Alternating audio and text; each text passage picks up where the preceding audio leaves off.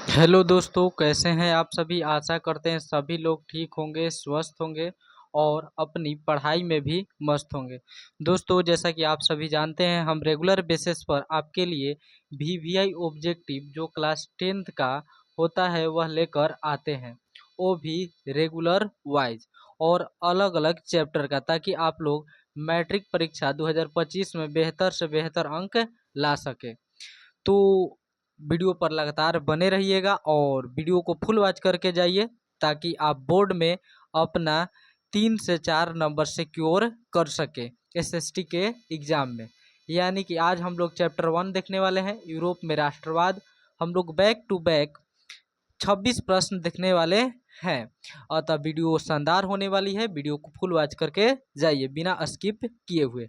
चलिए वीडियो को स्टार्ट करते हैं। और वीडियो स्टार्ट करने से पहले बता दें कि ये पार्ट 1 है और मैथ का जो पार्ट 1 था वह हो चुका है, जिसे आप लोग जाकर चैनल पर देख सकते हैं। और यह हिस्ट्री का पार्ट 1 है और पार्ट 2 अगले सप्ताह में आएगा। जैसा कि आप सभी जानते हैं कि हम रूटीन वाइज यानी कि बिल्कुल रूटीन वाइज लेने वाले हैं।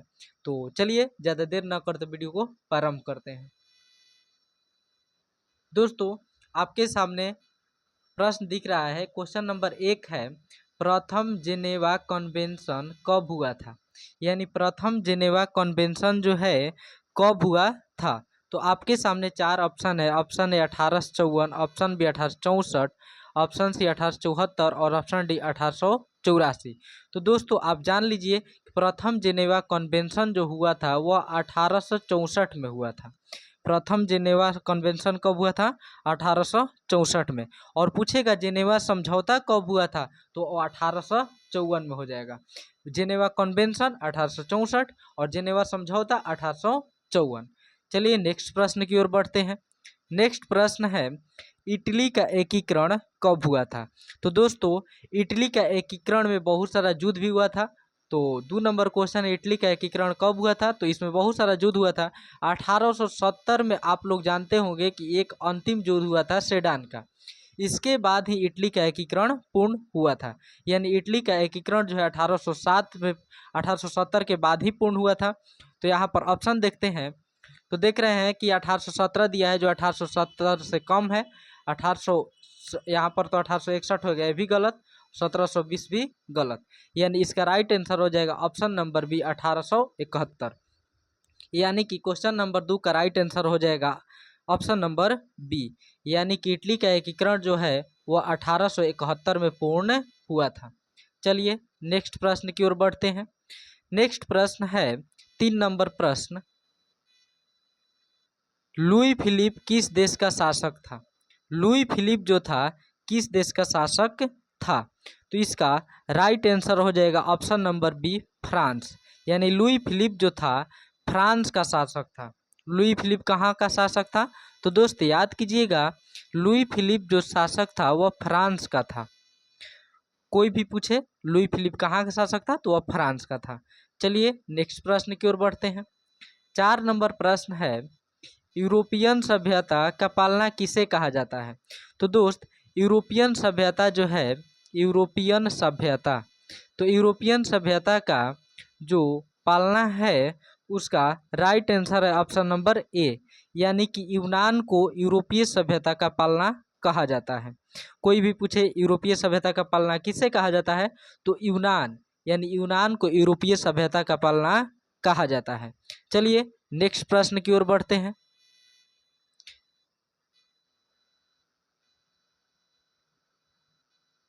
नेक्स्ट प्रश्न है, बोहेमिया निम्न में से किस देश के अधीन था।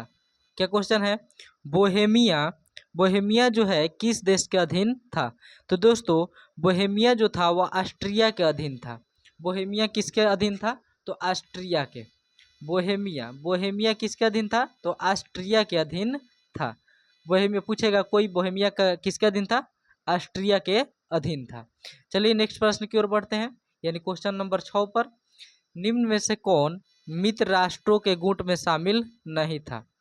कौन है जो मित्र राष्ट्रों गुट में शामिल नहीं था, वह है जर्मनी।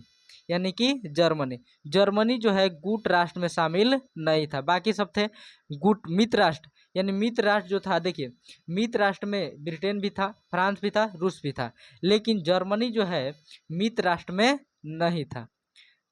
चलिए नेक्स्ट प्रश्न की ओर बढ़ते हैं। नेक्स्ट प्रश्न है क्वेश्चन नंबर 7। 1871 में विलियम प्रथम कहाँ का सम्राट बना? 1871 में विलियम प्रथम जो है कहाँ का सम्राट बना था? तो दोस्तों विलियम प्रथम 1871 में जर्मनी का सम्राट बना था। कहाँ का बना था? जर्मनी। यानी कि 1871 जो है 1871 में विलियम प्रथम कहाँ का शासक सम्राट बना? तो जर्मनी का। कहाँ का शासक बना था? तो जर्मनी का शासक बना था। चलिए नेक्स्ट प्रश्न देखते हैं। क्वेश्चन नंबर 8 है, सार्डिनिया का राजा कौन था? सार्डिनिया का राजा कौन था? तो दोस्तों सार्डिनिया का राजा जो था विक्टर इमैनुएल था। कौन था? Victor Emmanuel. सार्डिनिया का राजा कौन था? Victor Emmanuel. चलिए नेक्स्ट प्रश्न की ओर बढ़ते हैं। नेक्स्ट प्रश्न है, इटली के एकीकरण में प्रमुख नायक कौन था? इटली का जो एकीकरण किया जा रहा था उसका प्रमुख नायक कौन था? तो दोस्तों देखिएगा कि इटली का एकीकरण करने में एक व्यक्ति ने महत्वपूर्ण भूमिका नहीं निभाई थी, बल्कि अनेकों निभाई थी। जैसे मेजनी ने भी योगदान दिया था, काबूर ने भी योगदान दिया था और गैरीबाल्डी ने भी दिया था। यानी इन तीनों का योगदान था इटली के एकीकरण में। यदि कुछ ना कुछ देखिए तीनों योगदान दिए थे, अतः इसका राइट आंसर हो जाएगा ऑप्शन नंबर डी, इनमें से सभी। यानी कि इटली के एकीकरण में प्रमुख नायक कौन था? तो नायक एक नहीं थे, सभी थे। मेजनी भी था, काबूर भी था एंड गैरीबाल्डी भी था। तो क्वेश्चन नंबर 9 का राइट आंसर हो जाएगा ऑप्शन नंबर डी। चलिए नेक्स्ट प्रश्न की ओर बढ़ते हैं। लुई 16वें को फांसी कब दी गई थी? यानी क्वेश्चन नंबर 10 है। क्वेश्चन नंबर 10, लुई 16वें को फांसी कब दी गई थी? तो आप लोग याद रखिएगा कि लुई 16वें को 1793 में फांसी दी गई थी। लुई 16वें को कब फांसी दी गई थी? तो 1793 में। यानी क्वेश्चन नंबर 10 का right answer option number B, बार बार आ जा रहा है मुंह से। लुई 16वें को फांसी कब दी गई थी? तो 1793 में। नेक्स्ट प्रश्न हम लोग बढ़ते हैं। नेक्स्ट प्रश्न है, वियना सम्मेलन की मेजबानी किसने की थी? वियना सम्मेलन की मेजबानी किसने की थी? तो वियना सम्मेलन की मेजबानी जो है मेटरनिख ने की थी। किसने की थी दोस्तों? मेटरनिख ने। यानी वियना सम्मेलन जो है उसकी मेजबानी मेटरनिख ने की थी। नेक्स्ट प्रश्न की ओर बढ़ते हैं। नेक्स्ट प्रश्न है, निम्न में से किस सम्मेलन में जर्मनी की क्षतिपूर्ति राशि को कम कर दिया गया? माने कौन सा ऐसा सम्मेलन हुआ कि जर्मनी की क्षतिपूर्ति राशि जो है कम कर दिया गया था? तो वह था लौसने सम्मेलन। कौन था? तो लौसने सम्मेलन था। यानी क्वेश्चन नंबर 12 का right answer option number D. यानी कि लौसने सम्मेलन में जर्मनी की क्षतिपूर्ति राशि जो है उसको कम कर दिया गया था। दोस्तों आगे बढ़ने से वीडियो को आगे बढ़ाने से पहले बता दें कि जो भी आप लोग क्वेश्चन कीजिए वह लिख कर कीजिए, ताकि आपको ज़्यादा समय तक याद रहे। देखिए आप लोग देखते हैं अच्छी बात है, लेकिन लिख कर यदि याद करेंगे, साथ ही हम जैसे जैसे पढ़ा रहे हैं वैसे आप लोग लिख कर याद कीजिएगा तो और परमानेंट रहेगा, वो आपके लिए अच्छा रहेगा और परीक्षा में बेटर से बेटर रिजल्ट आएगा। तो उम्मीद करते हैं आप सभी को लोग लिख करके याद कर रहे होंगे, क्योंकि एक क्वेश्चन जो है आप लोग के एग्जाम के लिए काफ़ी महत्वपूर्ण है। हूबहू इसमें से प्रश्न दिखने वाले हैं आप लोग के बोर्ड के एग्जाम में। चलिए नेक्स्ट प्रश्न बढ़ते हैं।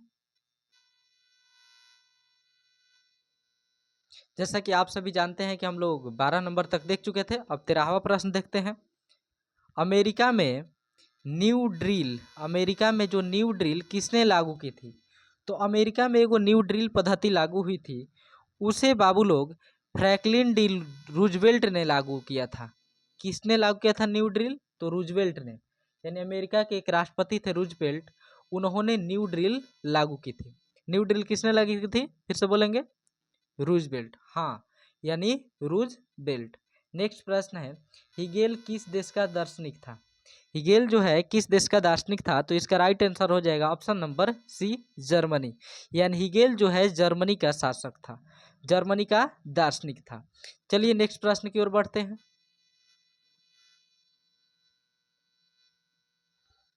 अगला प्रश्न है वियना कांग्रेस का मुख्य उद्देश्य क्या था। यानी क्वेश्चन नंबर 15 है वियना कांग्रेस का मुख्य उद्देश्य क्या था। तो इसका राइट आंसर हो जाएगा राजतंत्रों को पुनर्स्थापित करना। यानी राजतंत्र जो है उसको पुनर्स्थापित करना। वियना कांग्रेस का क्या उद्देश्य था। तो राजतंत्र जो राजा का जो शासन तंत्र होता है राजतंत्र उसी को स्थापित करना, ये पुनः स्थापित करना चाहता था राजतंत्र। नेक्स्ट प्रश्न है सिकंदर कहाँ का निवासी था। 16 नंबर प्रश्न है सिकंदर जो है कहाँ का निवासी था। तो दोस्तों सिकंदर जो है महान सिकंदर वह यूनान का निवासी था। कहाँ का निवासी था। यूनान। पूछेगा सिकंदर कहाँ का निवासी था तो यूनान का। सिकंदर जो है यूनान का निवासी था। चलिए नेक्स्ट प्रश्न की ओर बढ़ते हैं। 17 नंबर प्रश्न है फ्रांसीसी क्रांति कब हुई थी। 17 नंबर प्रश्न क्या है कि फ्रांसीसी क्रांति कब हुई थी।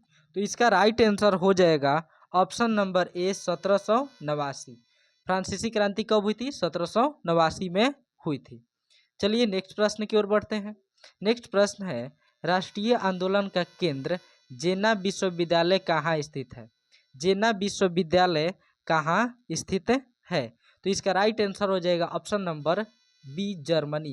देखिए यहाँ का एक ट्रिक बताते हैं। जेना जेना विश्वविद्यालय जेना और ज से जेना और ज से जर्मनी, ज से जर्मनी यानी जेना विश्वविद्यालय कहाँ है तो जर्मनी में है। ज से देखिए फिर से ज से हो गया जेना यानी जेना विश्वविद्यालय और ज से होता है जर्मनी यानी जेना विश्वविद्यालय जो है वह जर्मनी में है। कहाँ है जर्मनी में। चलिए नेक्स्ट प्रश्न की ओर बढ़ते हैं। नेक्स्ट प्रश्न है 19 नंबर प्रश्न कोसुथ। कोसुथ का संबंध किस से देश से है। कोसुथ क्या नाम है। कोसुथ का संबंध एक व्यक्ति का नाम है किस देश से है। यानी कोसुथ जो था किस देश का रहने वाला था। तो दोस्त कोसुथ जो है वो हंगरी का रहने वाला था। कहाँ का हंगरी। और कभी कभी राजधानी पूछ देता है हंगरी की राजधानी कहाँ थी। तो दोस्त यह बुडापेस्ट थी। हंगरी की राजधानी कहाँ थी तो बुडापेस्ट। और बुडापेस्ट हंगरी की राजधानी बुडापेस्ट। और कोसुथ का संबंध किस देश से है तो हंगरी से है। चलिए नेक्स्ट प्रश्न की ओर बढ़ते हैं। इटली एवं जर्मनी वर्तमान में किस महादेश में आते हैं। इटली और जर्मनी जो है किस देश में महादेश में आते हैं। तो दोस्तों देखिए जैसा कि हम पाठ में अब पहले ही मतलब पाठ का नाम पढ़ के आ रहे हैं यूरोप में राष्ट्रवाद। क्या हम लोग पढ़ रहे हैं कौन सा पाठ है यूरोप में राष्ट्रवाद। तो दोस्त होना हो यूरोप में ही होंगे। अर्थात इटली और जर्मनी जो है यूरोप में आते हैं। किस देश किस महाद्वीप में आते हैं तो यूरोप में। इटली और जर्मनी यूरोप के अंतर्गत आते हैं। चलिए नेक्स्ट प्रश्न की ओर बढ़ते हैं। फ्रांस में किस शासन वंश की पुनर्स्थापना वियना कांग्रेस द्वारा की गई थी। तो दोस्तों यह बुर्बो राजवंश था। कौन था बुर्बो राजवंश। यानी फ्रांस में बुर्बो राजवंश की स्थापना दोबारा की गई थी। नेक्स्ट प्रश्न है मेजनी का संबंध किस संगठन से था। तो मेजनी का संगठन जो है कार्बोनरी था। कौन था बाबू कार्बोनरी। यानी मेजनी का संबंध कार्बोनरी संगठन से था। चलिए नेक्स्ट प्रश्न की ओर बढ़ते हैं।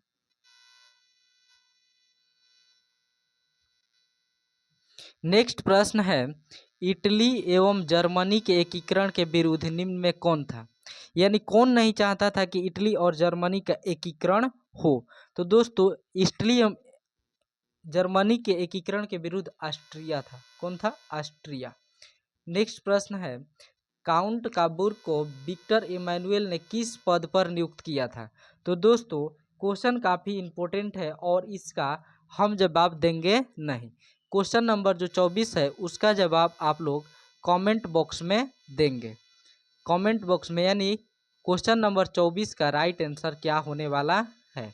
जो सही है उसका ऑप्शन देंगे कि ऐसे लिख करके 24 का ए या 24 का बी या 24 का सी या 24 का डी ऐसे लिख करके देंगे ताकि हम भी देखें कि क्या लिखकर बढ़िया से पढ़ रहे हैं कि नहीं पढ़ रहे हैं। चलिए नेक्स्ट प्रश्न की ओर बढ़ते हैं। गैरिबाल्डी पेशे से क्या था। 25 नंबर क्वेश्चन है गैरिबाल्डी पेशे से क्या था। तो वो एक नाविक था। गैरिबाल्डी क्या था नाविक। गैरिबाल्डी जो था पेशे यानी पेशा मतलब कार्य होता है वो मैंने कौन सा काम करता था तो वह नाविक था एक।